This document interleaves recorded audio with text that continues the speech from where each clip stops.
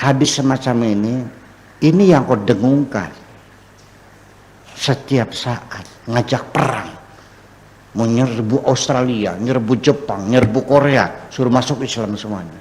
Ayo syahadat, nggak mau, penggal pelan. Sholat, mau nggak, penggal.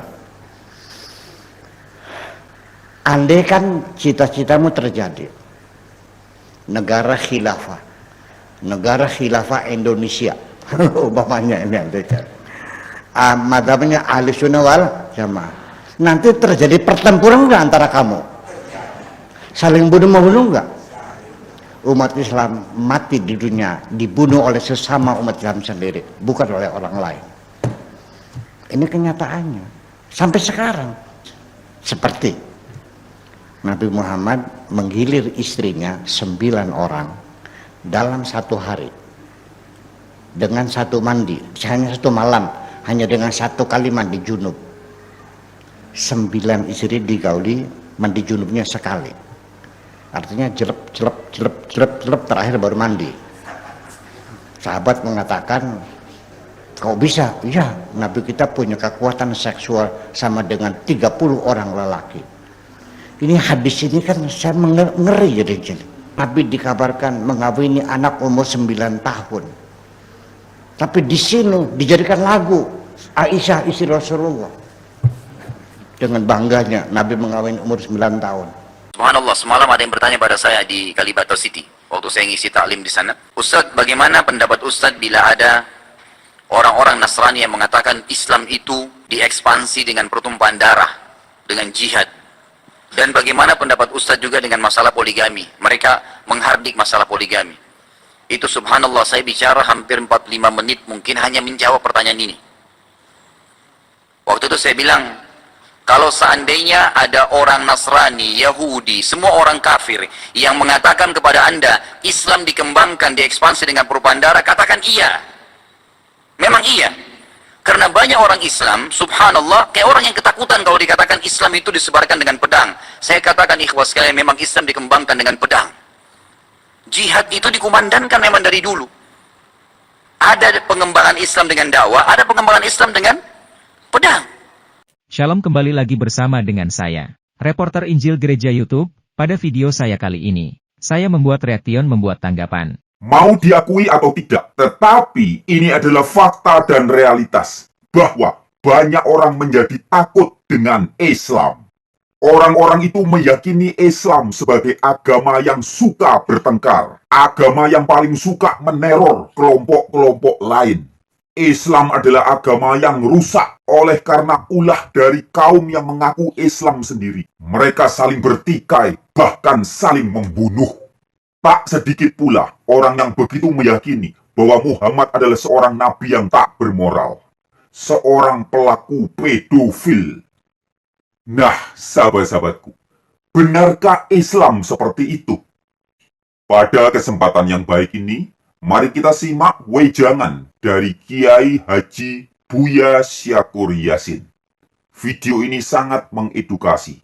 Demikian pemaparannya. Selamat menyimak. Tentu ini sangat menggelitik bahwa pada akhirnya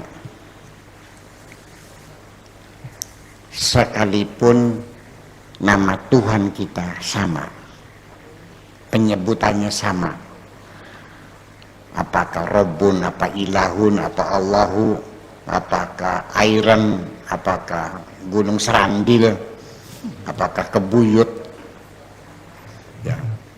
Ketika namanya sama, substansinya tidak mesti sama. Persepsi yang terbangun dalam pikiran kita tidak sama. Berujung saling bunuh-membunuh. Korbannya 10.000 orang Mu'tazilah dibunuh oleh ahli sunnah wal jamaah karena mengatakan bahwa Allah tidak intervensi dalam menentukan nasib manusia. Manusia harus punya hak pilih secara merdeka dan bebas untuk menentukan nasibnya sendiri. Betul, 10.000 loh yang dibunuh-bunuh ini. Berarti Jabariyah mengatakan nasib baik, nasib buruk, kecelakaan, kematian, rezeki, semuanya Allah yang menentukan. Kata Mu'tazilah, Tuhan tidak ikut campur. Kata ahli sunnah, ada qada mubram, ada qada ghairu mubram. Berarti Tuhannya beda dong. Gitu loh. Kata Asy'ari, sifat Allah yang wajib 20. Kata Maturidi 13. Itu dalam satu agama. Nah, nama Tuhan kita berbeda karena agama kita berbeda. Nah, ketika agama itu berbeda, kita bertengkar bukan dengan orang yang berbeda agama. Dalam satu agama juga bertengkar lagi. Andaikan Mu'tazilah habis, Jabariyah, Qadariyah, Syiah, apalagi semuanya, Bahaiyah, tinggal satu, ahli sunnah wal jamaah. Semua ahli sunnah wal jamaah semua. Itu terpecah lagi enggak? Berbeda lagi enggak? Berbeda lagi. Akan terjadi sekte-sekte yang berbeda. Sekte A sampai sekte Z. Yang akan dimusnahkan semua, tinggal sekte F. Nanti ada kino-kino lagi enggak? Itu semacam itu. Jadi jangan menghayal harus sama, nggak bisa. Memang sengaja dibuat oleh Allah berbeda. Pluralitas itu adalah kebijakan Tuhan kok. Nggak paham-paham nih kamu nih. Memaksa orang harus jadi orang Islam semua. Kalau nggak dibunuh-bunuh. Begitu, itu fasis namanya dong. Itu muncul hadis ini berulang-ulang. Tapi yang aneh itu masuk di Arba'in Nawawiyah. Imam Nawawi mencantumkan hadis umirtu an uqatilan nas itu. Aneh juga satu, kok Imam Nawawi sampai segitu sih. Hadis keempat kalau nggak salah. Umirtu an uqatilan nas, aku diperintahkan untuk memerangi manusia. Perang manusia.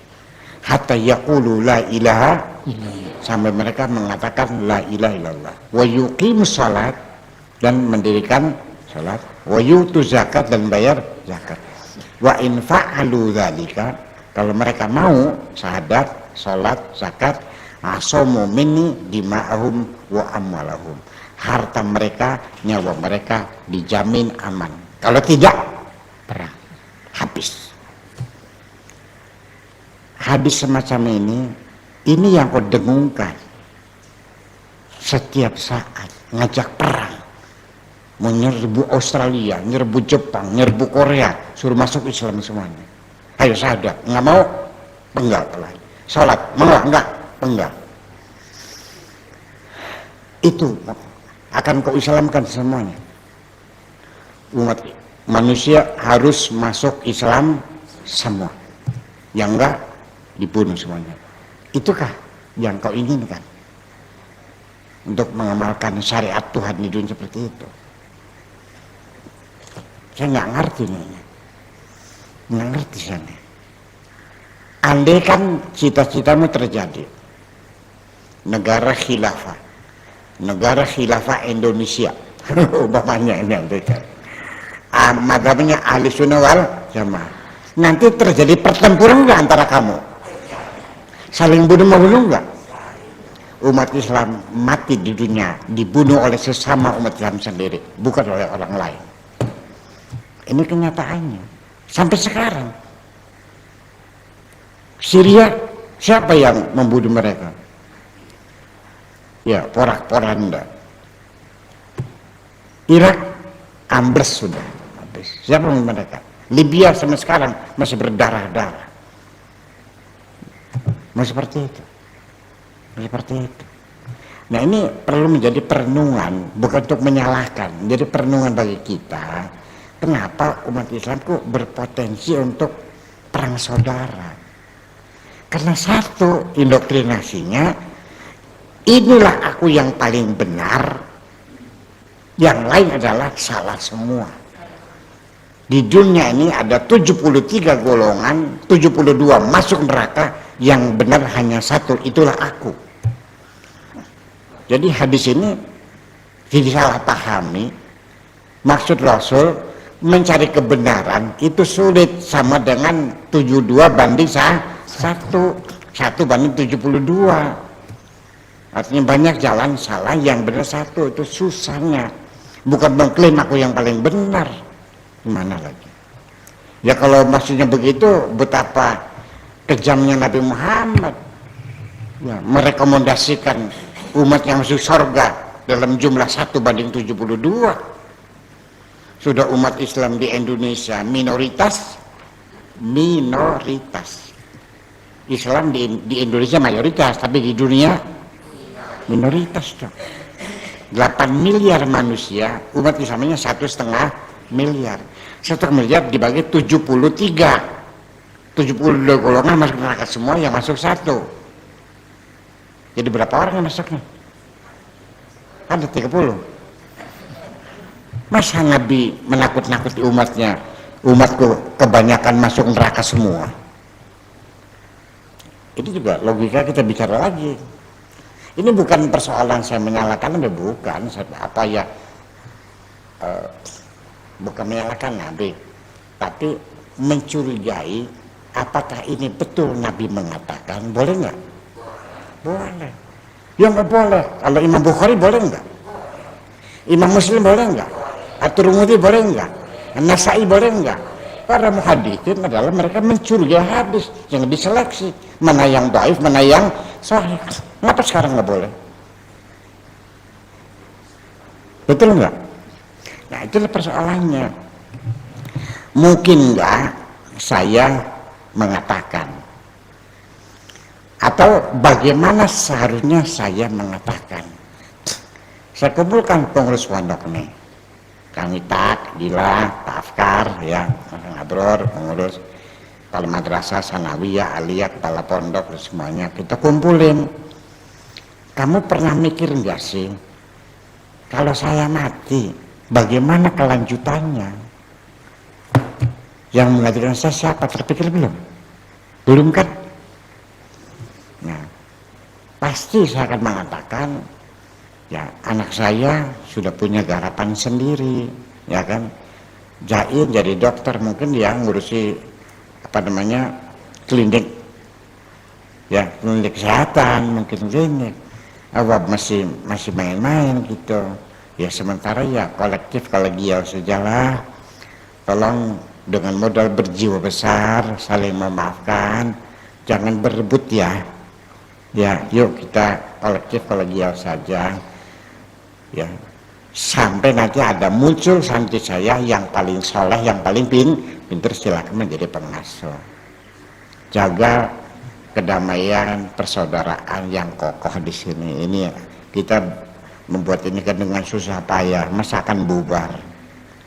Saya ngomong gitu bener nggak? Bener. Nah, sekarang pantasnya kalau saya ngomong kepada kamu semuanya, nanti kalau saya mati, ini santri saya akan berebut kapling di sini semuanya. Pak Afkar akan mengklaim sanawiyahnya, Abro akan mengklaim aliyahnya, Kang Nita akan mengklaim SMK-nya, ya kan begitu? Dan nanti Pak Ali mengklaim asramanya.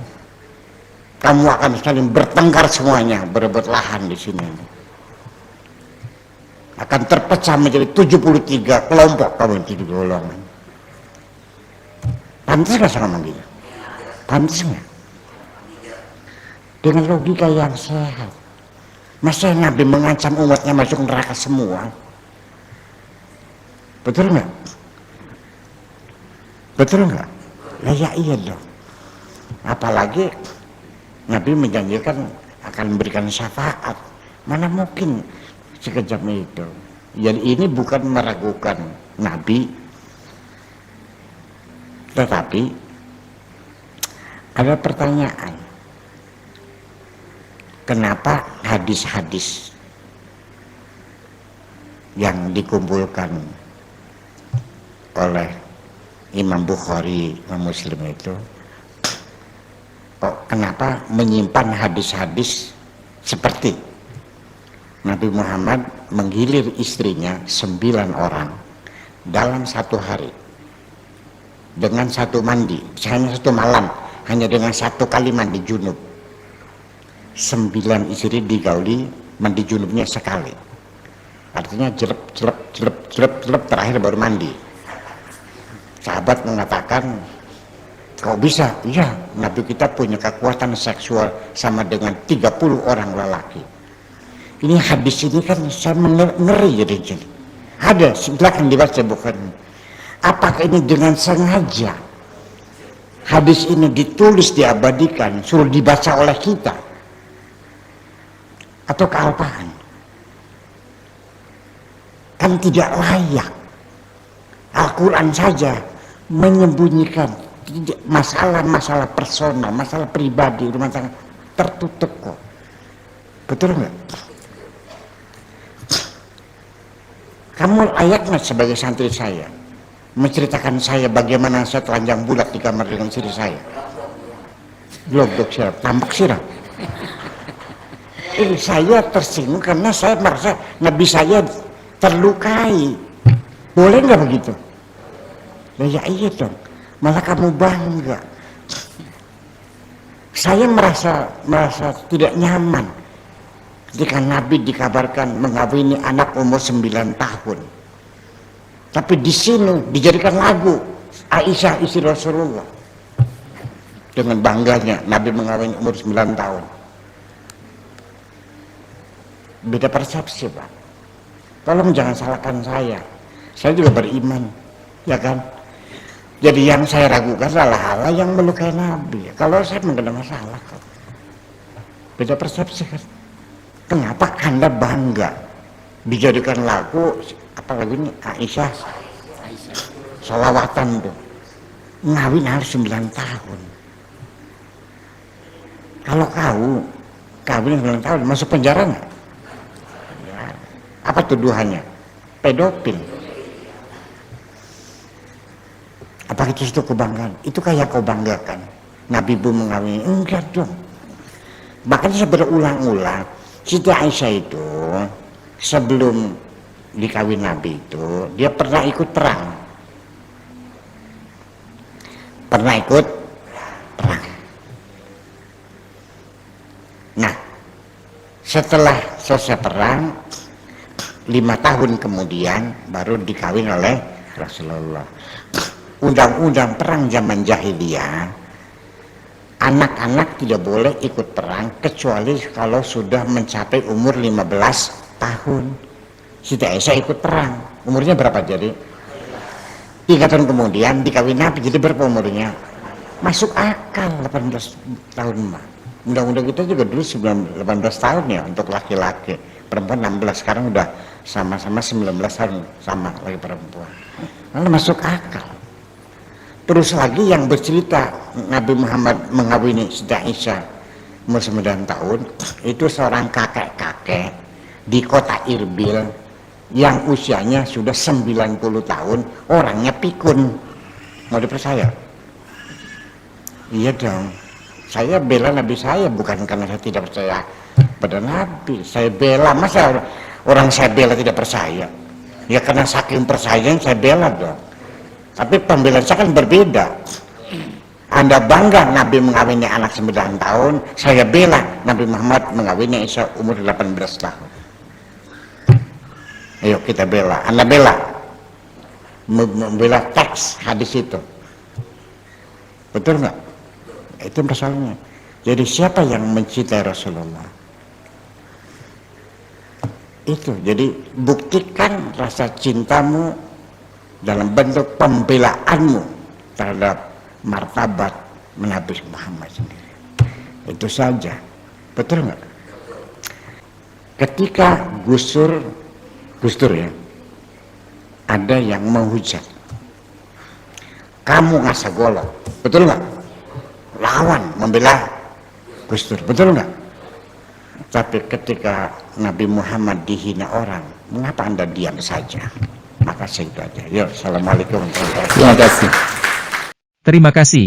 Jangan lupa bagikan video ini biar nama Tuhan Yesus terus dimuliakan. Rindu memberkati channel Gereja YouTube bisa melalui rekening di sini dan bagikan video ini ke grup WhatsApp dan grup Facebook dan semua media sosial saudara, biar nama Tuhan terus dipermuliakan. Mari kita sama-sama mewarnai media sosial ini dengan memuliakan nama Tuhan Yesus. Saya juga menyarankan saudara yang nonton saat ini jangan lupa klik tombol subscribe yang berwarna merah untuk meningkatkan channel Gereja YouTube terus dikumandangkan. Nama Tuhan Yesus Kristus sebagai Juru Selamat manusia. Tuhan Yesus memberkati.